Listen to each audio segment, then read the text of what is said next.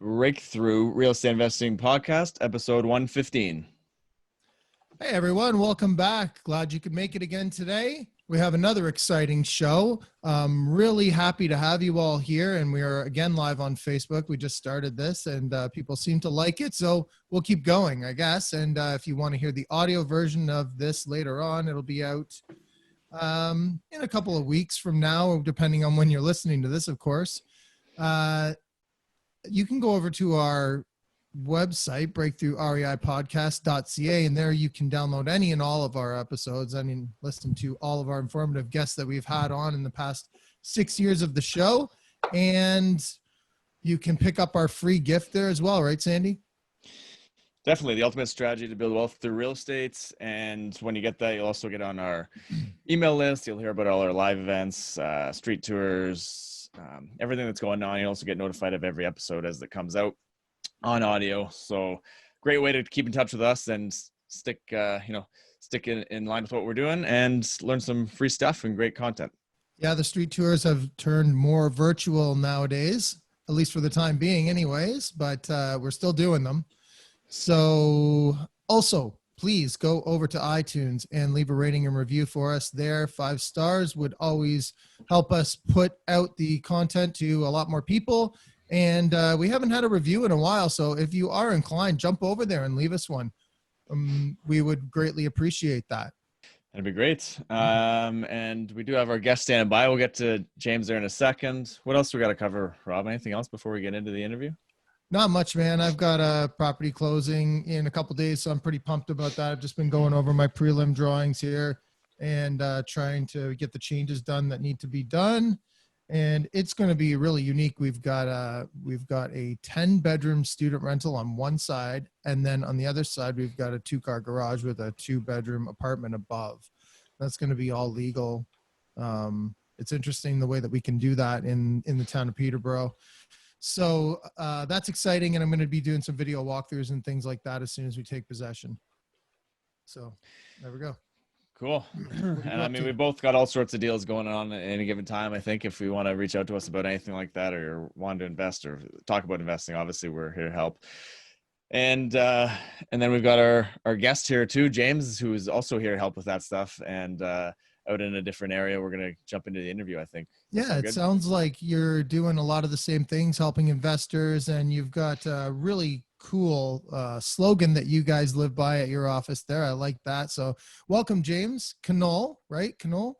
Yeah, that's right. It's a non-silent case, so I appreciate you getting the pronunciation right. That one always is a tricky one for most people. Yeah, well, we got told how to pronounce it before we were on Awesome. with you, but because you do look at that and you always think, oh, it's just Knull, you know? Of course, yeah. Normally cases are non-silent, but it's a German pronunciation, and in Germany they like to pronounce all the letters in every word, and so with the K-N-U-L-L, that's the way to say it, is the Knull. Well, welcome, James. Appreciate you coming and joining us today. Awesome. Yeah, it's a pleasure to be here, guys. Thank you so much for having me. Yeah, welcome. We're excited to share some great stuff here with the listeners and the viewers here over the next 45 minutes to an hour or so. James founded Mogul Realty Group to create an environment for exceptional realtor services with an emphasis on personalized goal achievement. He's invested in real estate now for over 11 years and has been a realtor now for the past 10, specializing in investment properties. His own passion, experience as an investor really drives him to help others. He also walks the walk with a personal portfolio of over 250 doors in the Edmonton area. He's been awarded Realtor of the Year, top investor, and top 1% of realtors in Canada. And in his downtime, he likes to ski. He likes to hit the gym, loves dinner with friends, taking to live music venues or jamming with band buddies. And he challenges you to be your best, work hard, play hard, and live well. Again, anything to add to that, James? No, I mean, thanks for delivering such a awesome rendition of the bio there. Yeah, I've been investing since basically right out of university, and it's just grown every year from there. I just really, really enjoy the nuances and complications of being in real estate investing. And it's such a great industry to grow in, because as soon as you think you've got it figured out, something shifts in the industry and you get to learn something new all over again. So, the one constant in real estate, it seems to be, is change. And I love how engaging it makes this industry.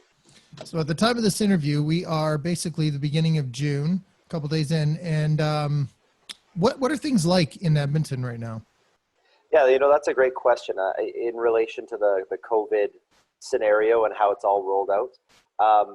So we're experiencing mostly right now a slowdown in sales volume.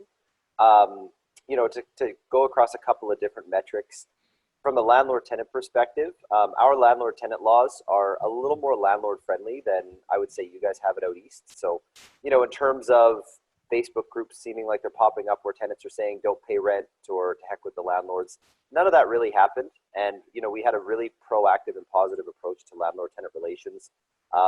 I know in our portfolio of tenants, we were chatting with them right away. We were talking to them about how to apply for the government supports and just making sure everybody was doing okay, offering them rental deferrals, coming up with payment plans, that sort of thing. And, while some people are struggling and unable to make rental payments, the vast majority of, my portfolio and our clients' portfolios are doing quite well in terms of tenants being able to continue to pay rent.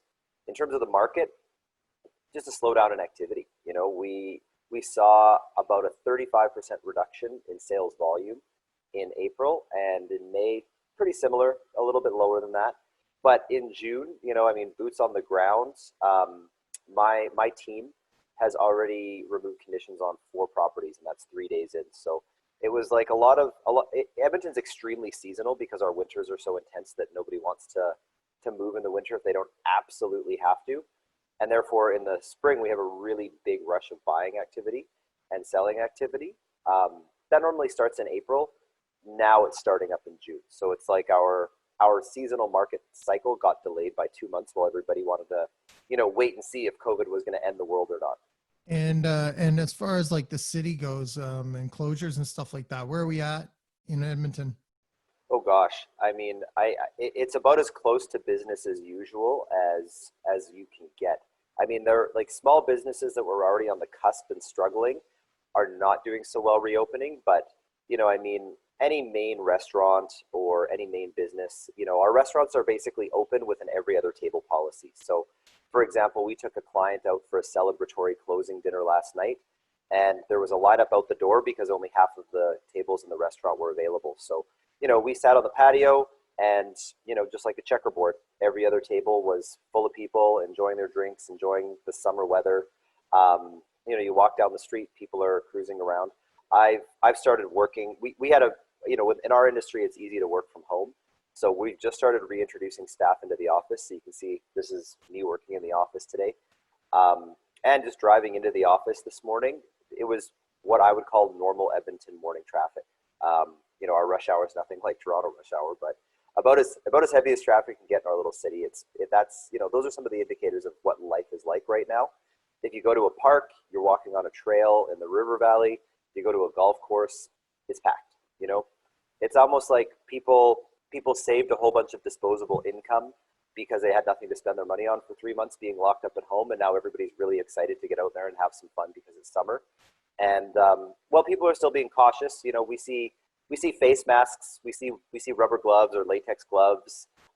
Any business you go to, all the businesses are being very diligent. So any staff at any business, be it a shopping center, grocery store, restaurant, everybody's wearing masks, everybody's got gloves on. They seat you at your table, they give you a little dab of hand sanitizer.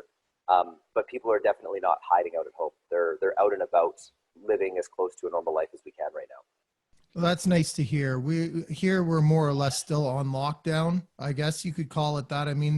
They're slowly reintroducing, what businesses are allowed to open, but they've been putting the delays on it, and it just keeps getting delayed and delayed. So it's nice to hear that you guys are back up and at it. Do you think that might have something to do with population density? Yeah. Well, you guys are pretty densely populated in Edmonton. I don't really know what the correlation is between the extension of the emergency procedures and the actual numbers. Yeah. It's not really clear, So to answer your question, I don't really know if that has much to do with it or not. Yeah, I think for us too, we had Edmonton specifically. Calgary was a little bit worse off, but Edmonton specifically had one of the lowest, if not the lowest, infection rate in the country. So, the general feel with the average person in the city is we're just super confident because we didn't have a very high infection rate. So, people are feeling like it's not really out there to be worried about. Well, And that's it good. seems like you were a few weeks behind us in terms of getting real estate market wise, getting back to action because we had a pretty busy May here. I think you did, Rob. I think everywhere in GTA has been pretty active for a good 4 or 5 weeks at this point. Where you might be just in the last couple of weeks getting more active. Is that Yeah, right? I mean, I would say, you know, our office's trend matched what the market stats were. You know, we sold about 35% fewer houses in May than we did in 2019. So it's not dead. It, you know, it didn't grind to a halt, but it was less. And you know, I mean, I have two different clients I'm taking up for showings today. Every single realtor on my team has, you know, 3 to 4 clients a week that they're taking out for showings. I've activated 4 listings this week, so it's hopping. You know, it's exactly what we would expect out of a spring market for a busy team like ours. Yeah, it was interesting because I almost had a reversal of 2019 in 2020, where I mean, my January, February, March were just on fire, and Yeah. then everything ground to a halt for the last not to a halt, but sort of a reversal, right? And it more closely resembled my January, February, March of 19, where there wasn't a whole heck of a lot going on. So yeah, and it does seem like things are picking up again now too. So. All right, cool. Well, I mean, this is a real estate investing podcast. So let's start talking a little bit about your investments. So how did you get started in Totally. real estate investing?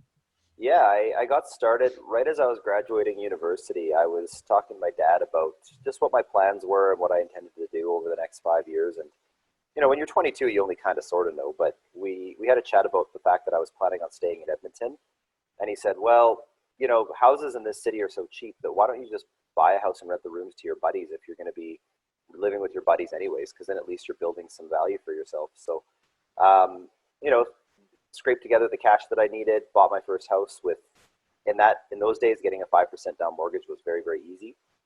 Rented out the rooms to my buddies, and I was basically living for free. So the rent that I should have been paying, I started banking, and you know, another year from there, saved up like crazy, bought another house, rented out that room, or rented out that house by the room, and then it just kind of started snowballing from there. And you find Edmonton's a good student rental market? Well, yeah, I mean, the University of Alberta has about 50,000 students and about another 35,000 staff. And so that's a very large percentage of our population that revolves around the university. So if you look at a map of the city of Edmonton, it's almost like a town within a town where the district of the city that is appealing for students to live in, you know, it's the size of a small town. It's the size of you know, 100,000 person community. So the student rental market here is fantastic because unlike, you know, like say for example at Guelph, it's not like everybody moves to Edmonton to go to school and then goes home. Everybody stays in Edmonton because it's the biggest city in the area and it's the major employment hub. So it's great because instead of having a student renting for 8 months, we actually get them for 12 months. And then in addition to that, a lot of our student rental population are, you know, people that live in the bedroom communities. So, you know, for you guys like the Hamiltons or whatever, where it's a pretty darn far drive into the university. They'd rather just have their kids be able to walk to school or bike in 5 to 10 minutes or take a bus ride in 5 to 10 minutes. So again, we got lots of parents who are co-signers. We got lots of kids that just want the living out of home experience, who want to be closer to school for convenience and whatnot.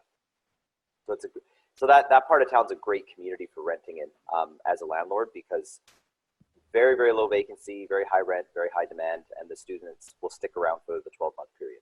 And then, so that's how you started off with a couple of student rentals. And then, has your model changed at all, or where have you gone since then?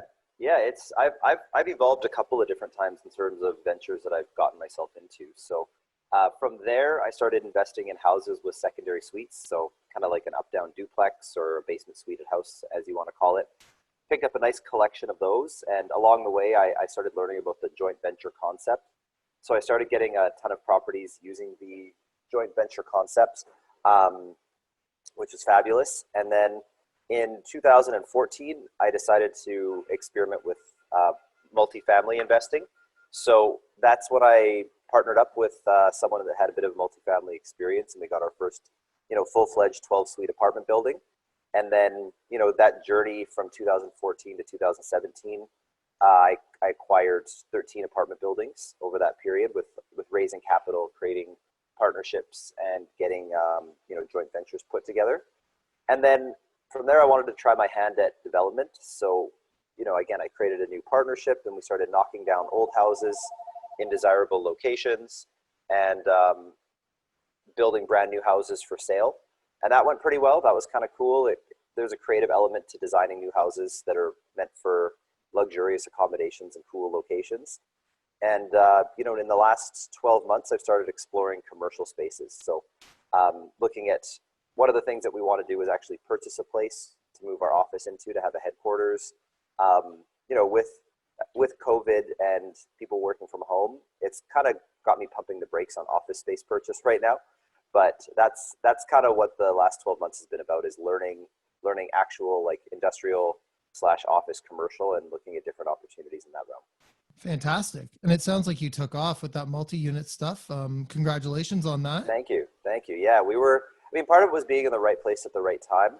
The cool thing about, commercial properties is if you can raise a net operating income, you can refinance and pull out equity quickly. So that really allowed us to move forward at a rapid pace, because we were buying at a time in Edmonton's market cycle where the market was appreciating, rents were increasing quickly, and it was easy to buy buildings where the rents were low and increase the rents to be able to create some equity to buy more properties. So it was a period of rapid growth for myself and my partners, and it was an exciting time for sure.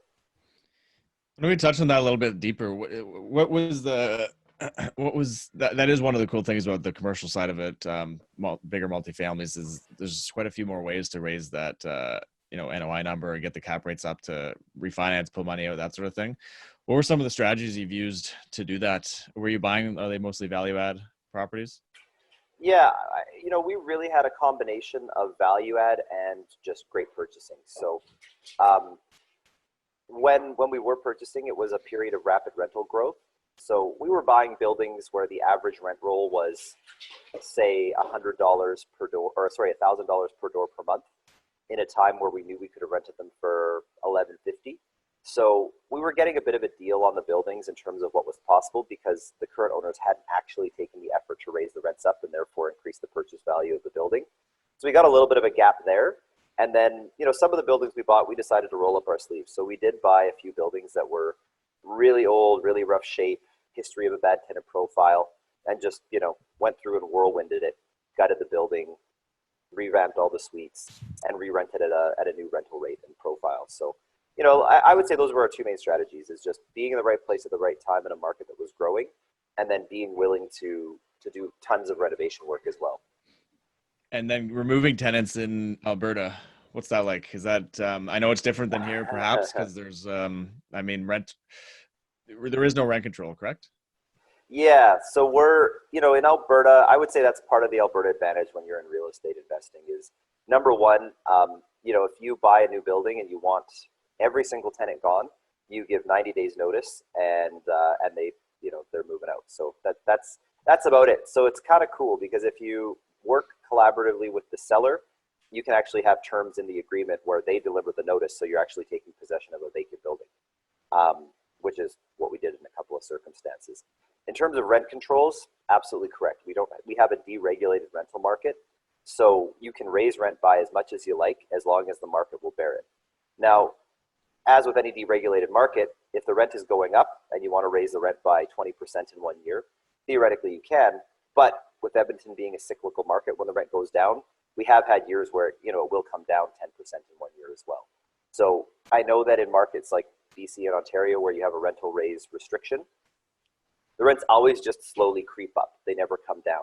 Whereas in Edmonton, they'll grow and then they'll recede, and then they'll grow and then they'll recede. So pros and cons. Yeah, pros and cons. Yeah. So if you're having good market timing, it's pretty exciting, because you can buy a building, get it vacant, do a bit of renovations, and increase the rents by $200 or $300 per suite without really incurring any negative attention from the landlord-tenant board or anything like that. So we get into a lot of a lot of the people we talk to around here, for sure, it's all about time in the market and not timing the market, just time in, spending time in and building your wealth that way. Do you find timing the market is a little more important, or how important is it there locally for you? I would say timing the market's important for that equity piece. again, a lot of markets in Canada are slow and steady kind of markets where they'll grow at a pretty predictable rate. Whereas Edmonton will have, a few years of really, really strong growth, and then a couple of years of kind of a little bit of negative growth, and then an in-between part where it's a little bit flat. So right now we're just coming out of kind of the flat phase after a little bit of decline. So historically, end of 12, 13, 14, and into 15, we experienced really strong growth. 15 through 17, we kind of receded a little bit, and 17 to now, it's been pretty flat. A lot of experts were predicting that this was actually going to be the year that things started growing again, but COVID's thrown a bit of a monkey wrench in that. But to answer the question, it is really great to time the market, but nobody has a crystal ball. So it is important that if you're going to be doing holding property, Edmonton's a great city for cash flow because of our cost of living index. So that's one thing that our investors from across the country gravitate to Edmonton for, is that most properties in Edmonton, be they duplexes, houses with suites, townhouses, single family detached houses, the average rent for the average house will cover all of the carrying costs compared to the purchase price of that house, which is a really nice bonus. So, Edmonton is typically regarded as a bit of a cash flow city. And then if your timing is great and you get that equity growth, that's kind of the icing on the cake. And has being a realtor helped you? Is it given you some kind of an edge as far as being an investor goes as well? I would say, yeah. I mean, especially as time goes on and the reputation grows and our presence in the marketplace grows, people bring us a lot of opportunities first because they know that we're very plugged into not only the Edmonton investor community, but the Canadian investor community. So, I get to look at a lot of deals, and if one really catches my attention, I'll consider approaching it. We talked about my strategy earlier, but last year I had a builder colleague of ours come to me with a couple of houses that they just really needed to sell because they had a few too many houses in inventory, and they were willing to let these go for a song of a deal and basically not take any profit margin because they needed to deleverage. And, it was kind of one of those things where it was just too good of a deal to say no to. So, I was able to just grab a couple of houses that, even though they weren't part of my investment strategy at the time, it was just too good of a deal to say no to. So, it is great to be able to integrate seeing those opportunities and picking ones that make a lot of sense. What about mindset and personal development or growth, that sort of thing? How does that impact you as yourself personally, or as a business and as a real estate investor? Oh, I would say mindset and attitude is everything. I'm a huge, huge believer in self-care, in mental health, in mindset preservation. When I work with myself and I work with my team, I'm a really big advocate of the fact that a lot of people can be trained on the right thing to do, but we've all had those days where, even though we have a nicely written out to-do list or a couple of emails in our inbox or a project that's pretty clear on how to accomplish it, if you're just not feeling it, if you're not in a great mood, if you're burnt out, if you're not feeling great, if your mindset's not in the right place, then you just don't feel like doing it. Whereas if the flip side of that is, if you're full of energy, you're feeling ambitious, you're feeling aligned, and you're excited about moving forward, even if you don't really know what to do, a lot of people will just start charging forward with that positive energy and figure it out as they go. So from a mindset perspective, I have a lot of conversations with my team, and we spend a lot of time talking about, self-care routines, having that me time, doing the things to get yourself in the zone or in the positive headspace. Or, there's a bunch of different ways to say it, but for me, I find that if I'm in the right headspace, I can get more done in an hour than I can in an entire day if I'm not in the right headspace. So, even just for my own personal productivity, if I'm finding myself feeling a little bit burnt out, or there's an adjustment to my mind space that needs to be made, I'll actually just hit the pause button, put my work aside, and then focus on myself, focus on some me time to get myself back into that positive headspace. Because especially in an industry like this, where it's all people, all relationships, nobody wants to be doing business with somebody that's, has a black cloud over their head, or isn't enthusiastic, or doesn't seem engaged, isn't present, isn't focused. So for me, mindset is everything. I love that question because a lot of times when I'm chatting on podcasts and chatting to investors, the conversation's always about the how-to. What did you do? What were your tips, tricks, secrets, whatever? The fact of the matter is, everything can work if you work it properly. But having the inclination and having the energy to do it properly all starts with mindset and attitude. Well, you have to have the idea that you can do it before you can do it. Exactly. 100%.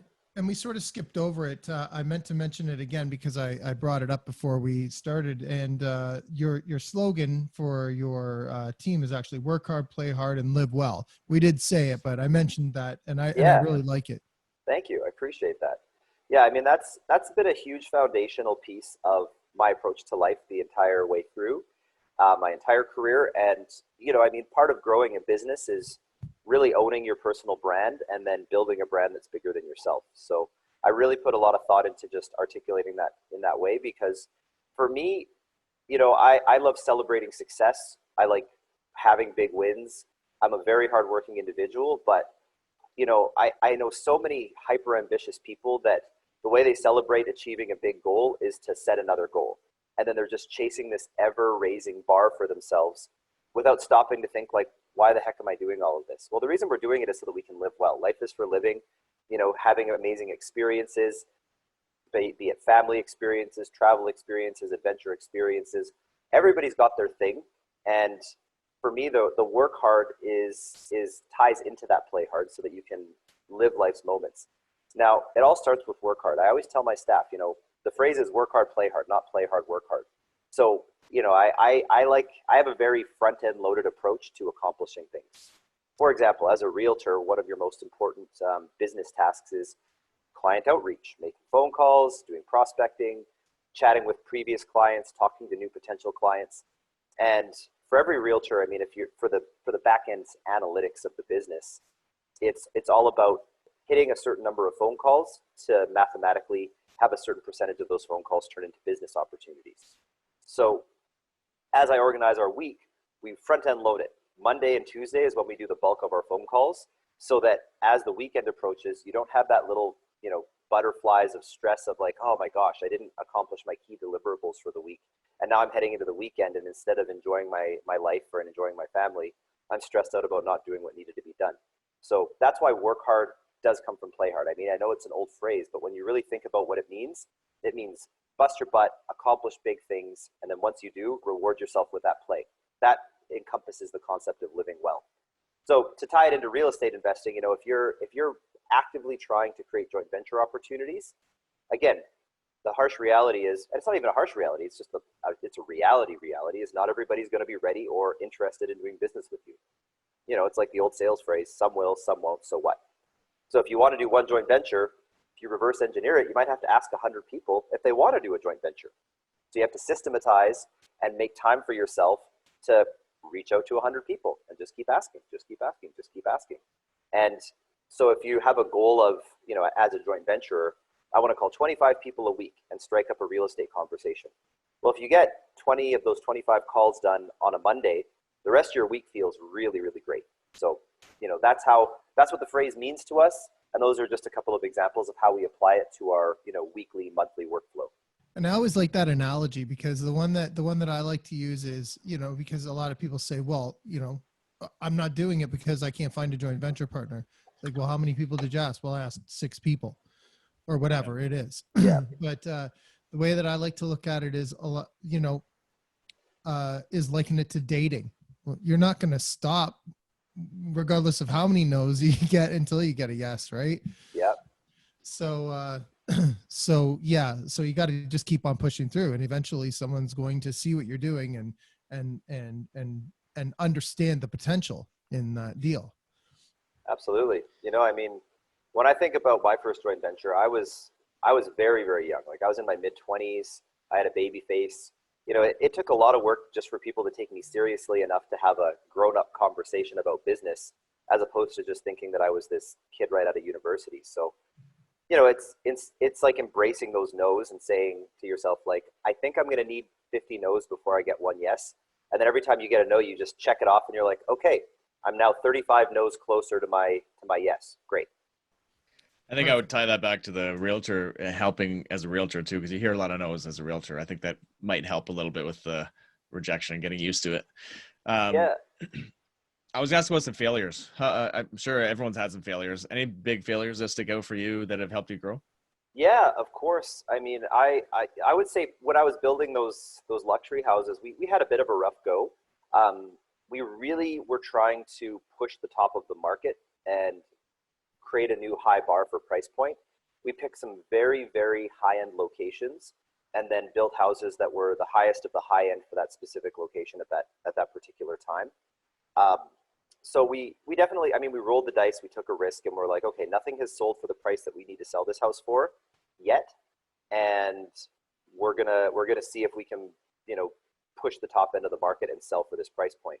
That experiment was unfortunately riddled with a couple of failures, and you know, the first failure was the builder we selected, you know, started running behind schedule, and you know, I like to, you know, take accountability for what I have a control of. Like that was really my first time managing a builder who was building a house. So I did my darndest to keep them accountable, be on site, try to push the timeline, but we ran behind schedule. And in Edmonton's seasonal market, you want to be hitting the market in the spring with a property, not in the fall, not in the winter. And our house wasn't done until the winter. So not only did we miss our market window for optimal sale time, but we incurred several more months of carrying costs. So that was kind of disappointment number one.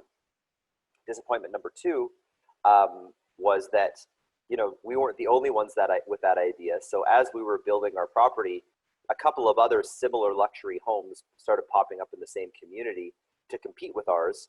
And those people were selling for a price point lower than we anticipated. So as we were trudging along, we start seeing comparables pop up that were not at the price point we wanted to hit.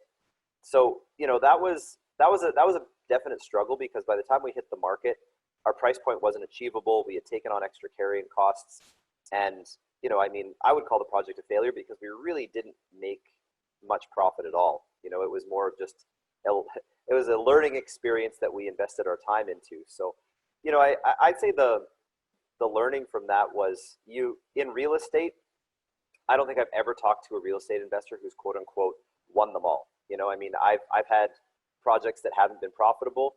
You know, even in my younger years, I flipped houses and lost money because I had no idea what I was doing. But the way that, you know, it was a friendly reminder that in business, you know, I think about, and I'll tie back into the realtor side of things, but I always tell my realtors, and I think about it, that it's like a sports season where, you know, if you win 50 games and you lose 32 games, that's a great record. That's a winning season. You're going to make the playoffs. So as a realtor, if you write 50 deals that work out, but you write 32 deals that fall apart, that's still a great year. So, you know, as a real estate investor, it's the same way. Over the course of your lifetime, you know, if you do 25 deals that make you money and you do 5 that lose you money, you had a winning career as a real estate investor. So while you don't want to make a habit of having deals not be profitable, you can't beat yourself up and quit when a deal doesn't work out the way it was supposed to. And, you know, for us, I learned a lot about home building and learned a lot of lessons. I would say the one thing that we did do was, you know, knowing that winter was coming and knowing that we probably weren't going to hit our price, we acted decisively. So instead of holding on for 6 months, hoping and praying to get a higher price than was realistic, we just decided, look, let's price it at the comparable price. Let's take our lumps. Let's sell it for what it sells for, you know, write off the small loss and move on to the next project. So that takes a little bit more investor fortitude for people that are building, flipping houses, developing. If your flip hits the market and the entire market is telling you the price you hoped you would get isn't going to happen, it's better to take that price now and not incur 2 or 3 more months of holding costs. You know, because you're going to lose money and pay maybe a couple $10,000 in carrying costs. You know, save the carrying costs and just sell for what you can sell for now. That applies to building, that applies to flipping, and, you know, we run into clients all the time where they miscalculated their after repair value on their flip, and it's, you know, it's like, do you want to add a pile of carrying costs to your expense line in addition to not selling for what you thought you were going to with your ARV? Not to mention more stress, more, you know, Well, sitting in all that stuff, right, too? absolutely. I mean, yeah, you put a price tag on stress, like, you know, it definitely feels like a weight is lifted when you move on to the next project. And I think I love your comments there. You know, I think Warren Buffett's, one of his quotes is never lose money, or something like that. Just one rule is just never lose money. And I think in real estate, it's hard to really lose. Like if you lost 5 out of 30, I think you said 20, win 25, lose 5. Yeah. I mean, you're not probably it's very hard, very, very hard to go like totally bust on those 5. But in some other investment options, I mean, stocks or things like that, you can actually go pretty bust on those 5 that wipe out all the profit in the 25. Real estate's really, really difficult to do that. You really have to be playing in a high risk area or doing something totally cowboy-ish and extreme to do that, I would say. I would completely agree with that. You know, when I say lose, I mean, you know, in stocks you can invest $100,000 and walk away with nothing.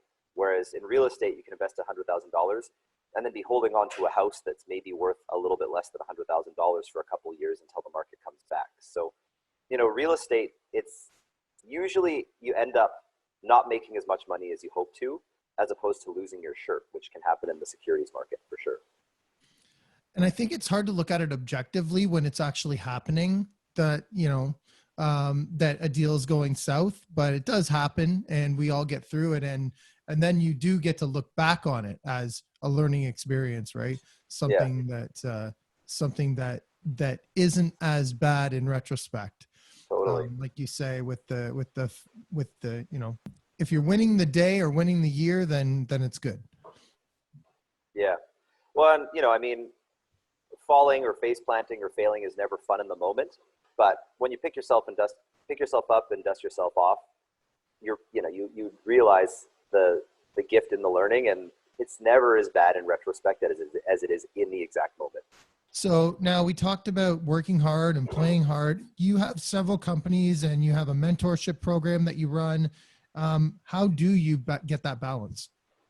You know, I'm a big believer in surrounding myself with incredible people. You know, I'm not a superhero. I can't be in multiple places at once. I only have so many hours in a day, just like everybody else. And so, you know, for me, part of being successful is identifying people that I can work well with, trust, and create win-win scenarios with. So, you know, on the real estate team, I've got an amazing office manager. I've got an amazing sales manager. I've trained and empowered them on, you know, how to work with the team. You know, on the real estate side, we've got a property manager. I'm not the one collecting rents and handling tenant comments and concerns. So, you know, those are just 2 examples of how you have to, if you want to grow bigger than yourself, you have to enlist the help of people that are in addition to yourself. And that's I would say probably one of the harder things to do as an entrepreneur, because, you know, as you like at a lot of real estate investors, we start as solopreneurs or sometimes, you know, husband-wife team or a couple of buddies or whatever. And you can't scale one person. You can't scale 2 people. So you hit this wall where you've always done things yourself. You've done them your way and you've been in complete control of every single piece of your business. And then you have to do that scary leap of faith where all of this stuff, you have to trust somebody else to do some of that stuff. And so, you know, that's probably one of the biggest milestones in my career as a real estate investor and as a realtor, is just taking that leap of faith, delegating, trusting, and then, you know, empowering people to do some of the things on my behalf to help them grow and to help me grow. Yeah. No one cares about our stuff like we do. So it is very hard to trust that out to somebody else. But yeah, so if you want to make an exponential leap, that would be probably your biggest tip. Mm-hmm. Yeah. I mean, you know, if you're a real estate investor right now or a realtor and you're up at 6 grinding it out, and you know, you're still up at 11 o'clock midnight doing stuff, there's definitely a part of North American business culture that respects the grind and respects the hustle. And I agree with that to a point. You do have to work hard, but if that's completely consuming your life, that could be an indicator that it's time to enlist some help. It's time to grow past yourself. It's time to delegate, because, you know, life's for living. If all you're doing is morning, noon, and night, and then late at night working real estate, like, I love real estate, but, you know, a balanced life is a happy life from my perspective. And it's very important when you think about it in the way that, like, let's say you are doing that grind, you know, you get up early, you start looking for your next investment. Let's say, you know, you're looking for a multiplex, and then you are taking care of all of your property management and any maintenance issues, and all of that stuff starts flooding into your phone. that can start to eat up time like you wouldn't believe. You would think that you would be able to handle these things, but then, you got to respond to the tenant and say, yeah, okay, I'll look into that. And then you got to get somebody to look into it. And then you've got to coordinate the two of them to get together and look after it. Like, and then that's just one thing. And then they flood in like, one after the other. And that can easily take you away from your task of moving forward. So yeah, that's a great tip. I like it. Yeah, Rob, I got to say that is an incredible business insight just in terms of what the power of the mind can do. I find that you can only switch tasks so many times in a day before your mental bandwidth starts to dry up. Like you have, just like if you're running in a marathon or working out at the gym, your brain's, kind of a muscle just like every other part of your body, and it will run out of energy at some point. And if you're constantly skipping between tasks, here's this, here's that, my attention's here, my attention's there, the more you get pulled around in the day, I find the faster you tend to run out of mental energy for the day. And those little bits of communication that somebody else can screen for you. So in this example, the property management conversations, the better, because it frees up your mental bandwidth to focus on the big tasks that really help you get, help you get closer to your big goals. What did you do as an investor first? Like, what were some of the initial first leverage pieces that you added in, or what would you recommend? Yeah, so as an investor specifically, the first leverage piece I added in was a handyman. So I still was managing tenant communications. I was still placing tenants, collecting rents, et cetera, doing move-ins, move-outs. But in terms of just the fix-it stuff, because I did buy quite a few older properties at first, I started getting a handyman on board. So if somebody, name it, leaky this, creaky that, broken this, replace that, the tenant would call me, talk to me about what they had going on. I would send the handyman to site, they would do it, and they would invoice me. So, I already knew that I wasn't particularly good at Mr. Fix-It work. I didn't particularly enjoy it. And so that was my first piece of delegating and outsourcing, so that I stuck in my lane, which was just customer service, communication, and, kind of organization. And then the second piece was a full-blown property manager to actually manage the tenants on my behalf. Now that's actually evolved. I have a property manager that manages the vast majority of my properties, but I have a few what I call legacy tenants. So people that have been with me 3, 4, 5 years who have no intention of leaving. I've got a great relationship with my property manager where I let them know, like, I'm just going to manage those myself because, for the 10%, our 10% property management in our market, for the 10% cost of property management, I can deposit a check once a month. And then, a lot of those tenants, I only really need to talk to them once a quarter to ask them if there's a maintenance request. So I do a bit of a hybridized model on a couple of my properties that have the longest of the long-term tenants. But, delegation piece number 2 was for sure a property manager. Now, I would say, to build on that thought process, I'm a realtor, so I'm in a bit of a different scenario, but if I was just a straight up investor, the last piece that I would want to delegate is the first level of property screening. So I would want a realtor that understood my criteria down pat and only sent me deals that 100% checked every single one of my boxes. So that instead of having to some people are just like real estate enthusiasts and they'll be on realtor.ca at 11 at night, clicking through all the new deals that have come up and then getting excited and pumping them into their spreadsheet and.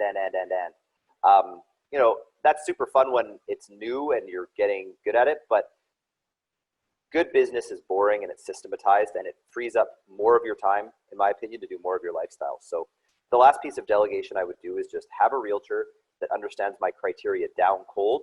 And then, once in a while, a property that checks every box shows up so that I'm not spending all of those precious hours just obsessively sifting through MLS or, Kijiji or Craigslist or whatever, looking for those deals.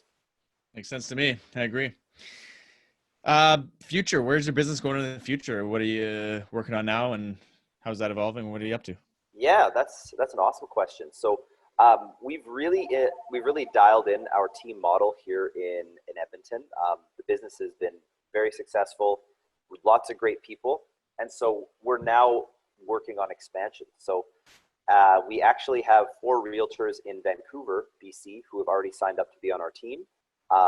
Again, with the art of delegation, one of those realtors is experienced and is stepping in as the sales manager for that team, so that I can mentor them as a sales manager, and then a lot of those one-to-one touch points with the other realtors on the team can happen with that person. So by January, I'm going to be spending more of my time in Vancouver, helping that team get really, really up and running. I've got amazing people in the Edmonton team who are going to be kind of the general manager and sales manager of the team here in Edmonton. And then, once that Edmonton team is really established, we're going to start eyeing up other markets.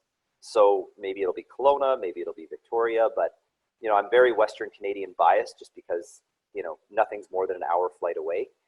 So over the next 5 years on the realtor side, it's just going to be taking our models, taking our culture and sharing it with more realtors in more markets.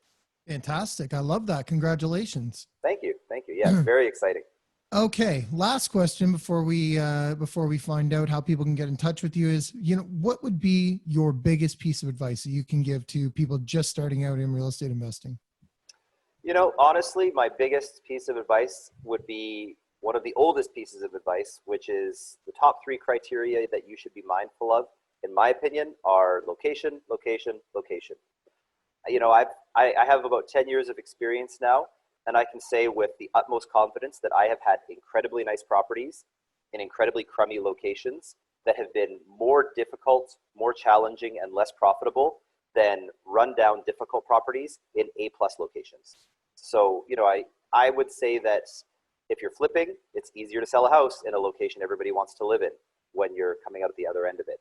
If you're renting, people will make more of an exception on the quality of the house to live in a location that's safe, trendy, and desirable than they will to get a nicer, newer house, but in a really undesirable location. So, every major success and every major challenge I've had in real estate, in some part or another, can be definitely tied to the location of that property. That's a common thread and a common trend that I've seen in every single step I've taken along the way. Yeah, there's a lot of hidden costs and stuff, right? In a bad location, a lot of hidden really things you'd never think of that, like Absolutely. you said, like a tenant's going to be, they would care a lot less about little things that they would definitely care about in a worse location, right? There's so many Absolutely. hidden things. Oh man, to put it bluntly, a rickety house in a great location has character. A rickety house in a bad location will attract, crackheads. Good point. Yeah, that's very true. And it could be the exact same house. Yeah, it just depends on where you put it. Exact same house, carbon copy. Yeah. Now you help investors mostly with, I guess, second suites and buy, fix, refinance, and rent. Is that what you do? I would say that's a pretty big chunk of our business line. Part of the reason for that is that in Edmonton, because we haven't had a lot of market growth in the last 3 to 5 years, especially, investors are resourceful and they're ambitious and they want to roll up their sleeves. So if the market isn't appreciating, gosh darn it, we're making our own appreciation, which is why that BRRRR method or the flip to yourself method or the, buy it, refinance it to yourself after renovation method has become so popular, because people do want to create equity in the purchase. And so if the market isn't producing that equity, you can produce it yourself by doing those renovations. So that is a very popular model for a lot of investors in Edmonton to create a bit of additional equity. But you know what? If you can make money doing it in residential real estate, we've got an expert on our team and we've got experience with it. So flipping, flip to yourself, multifamily investing, buy and holds, new properties. Some people just like that turnkey new feel. Some people want something that they can add some value to, and everything from condos, duplexes, fourplexes. There's a wide variety of styles of investing that will work in the Edmonton market. And part of our process is just doing a consultation to figure out, what a client's goals are, what their risk tolerance is, what their timeline is, what their time availability is, and then make recommendations on the property that actually fits their life criteria. Because sometimes people will come to us and say, oh, I want to flip a house. And then we have a half-hour conversation, and by the time that conversation's over, they don't have the capital, they don't have the risk tolerance, they don't have the available time. And so a flip might not actually be a great fit for them, but because they saw it on Home and Garden TV, that's how they started the conversation. So, to bring it full circle back to that live well, I'll ask that person a lot of questions about their life and about their lifestyle and about their life goals. And then reverse engineer what type of investment property actually makes the most sense for them based on what they see for themselves in their life. Very good. And then how can people get in touch with you to reach out for one of these consultations? I would say the two easiest ways to get in touch with us would be our website, which is www.mogulrg.com. That's mogulrg.com. And we are super duper active on social media. So if you look me up, James Knull, Knull, or you look up the Mogul Realty Group on Facebook, tune in, follow us. We love the lifestyle component of our brand. So part of what we put out is real estate specific stuff and tips for investors. We do regular weekly interviews with different investors and different realtors on the team to talk about the market, investment strategies. But we also have a lot of fun too. So if you like memes and you like, vlogs and you like lifestyle content, we got a lot of that stuff too. So it's a really nice balance of real estate and lifestyle. And, follow us and come check us out. That's awesome. Okay. And all of James's contact info is going to be in the show notes for this episode. So please feel free to reach out to him. If you missed writing it down while he was talking, you can just go into the show notes and it'll all be there for you. So it's going to be pretty easy for you to get in touch with him. And thanks a lot. I really appreciate all of this stuff that you've shared with us today. Yeah, this was a great experience. I can tell you guys are doing an awesome job out in the Toronto area. So it's just great to have a little East meets West and to collaborate with investors from across the country. So it's been a thrill. I really appreciate the time, and it's been enjoyable being on the podcast. So I look forward to collaborating with you guys more in the future. Thanks very much. Sandy, how can people get in touch with you? Yeah, and great content. I think this is a great episode. We'll look forward to hearing some feedback from everyone too. For me, 289-389-6846 or sandy@mckrealtynetwork.com. And you can reach me at rob@mrbreakthrough.ca. All right. Thanks everybody for watching, listening, however you've indulged in this interview, and we'll see you next time.